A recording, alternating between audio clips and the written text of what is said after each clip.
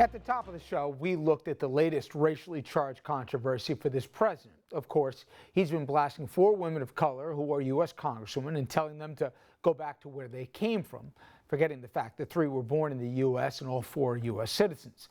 As they say, why let the facts get in the way? Now, Peace and Salon says this is no accident or random tweet storm. This is deliberate political strategy for the president. I want to read a piece of the article. Quote, Donald Trump thinks that white nationalism is going to win him the 2020 election. Trump thinks it's a winning move to echo the claims of David Duke and other white nationalists who believe the United States is for white people. Well, joining us now to discuss, Democratic strategist Jason Nichols. Hey, Jason, thank you for the time. Thanks, Rich. Thanks for having me. So I'm curious, who do you think has more to lose? If we're sitting here, you and I, a year from now, and the principal discussion points around this election is race.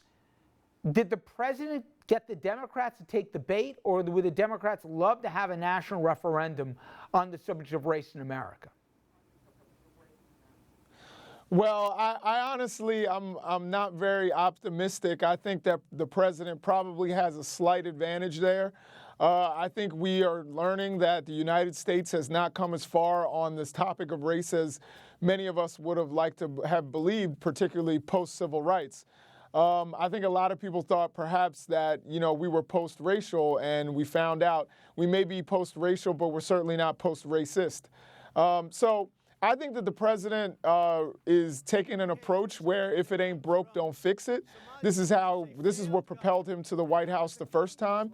So he does have an advantage there. But at the same time, in 2008 and other times where people were thinking about progress and moving to another level in terms of our racial discourse, I think if Democrats can really get a good turnout and not have their base feel demoralized, I think that, the pendulum could swing in either direction. But right now, I think the president, you're correct in what you said. The president is doing this deliberately. He realizes that birtherism got him to the White House the first time, so he's coming up with new ways to galvanize his base. Well, let me stay there for a second, Jason, because you mentioned birtherism, and you're absolutely right. He denying the legitimacy of Barack Obama, gave him a place at the table.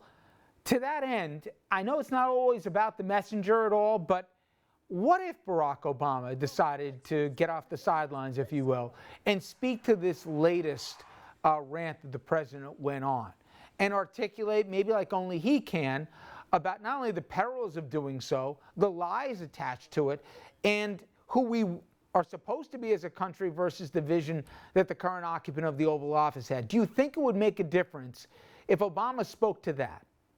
At this particular moment, I think Barack Obama should stay out of it. I think Barack Obama is probably better served not saying anything right now. I think maybe at the convention would be a great time for Barack Obama to step up and give, like you said, a speech that only Barack Obama can give.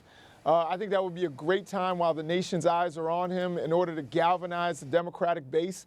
I think that would be great. But I think right now is a little bit premature. We need it to be about the Democratic candidates and whoever's going to emerge as the Democratic nominee to be seen as the leader. We can't look to the past and someone who can't be president anymore, even taking moral leadership. So I think now is the time for these candidates, the front runners, Elizabeth Warren, Biden, Kamala Harris, Buttigieg, to really take the reins and show that they can lead us somewhere morally, not only just in terms of policy. Well, give some free advice, Jason, as much as I know you don't want to do that. If the candidates asked you on the I word for impeachment, a week from tomorrow, we're going to see Bob Mueller in living color explain his report. Every single poll I've looked at, Jason, shows month to month the appetite for impeachment going down, even among Democrats, where it's right now slightly below 50% and less than a quarter nationally want this of all parties. Would they be better served moving on? The 4 ladies I heard talking yesterday, they made it a point. They think it's time for it. What would you tell not just them, but more importantly, presidential candidates?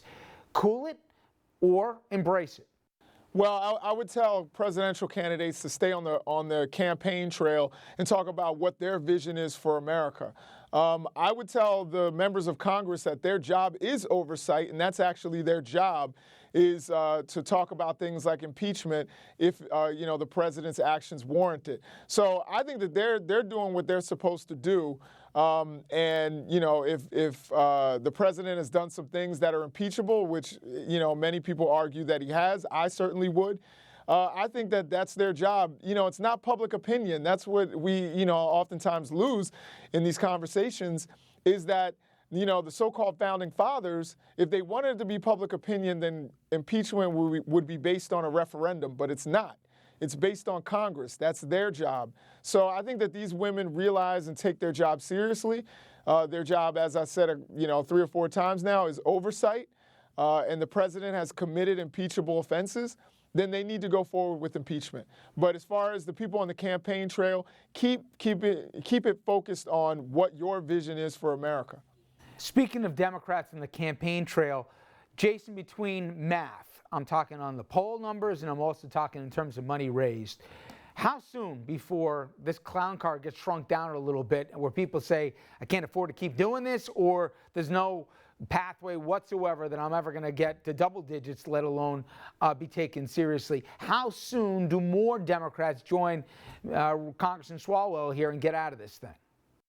Well, we saw Swalwell fell off nomination island.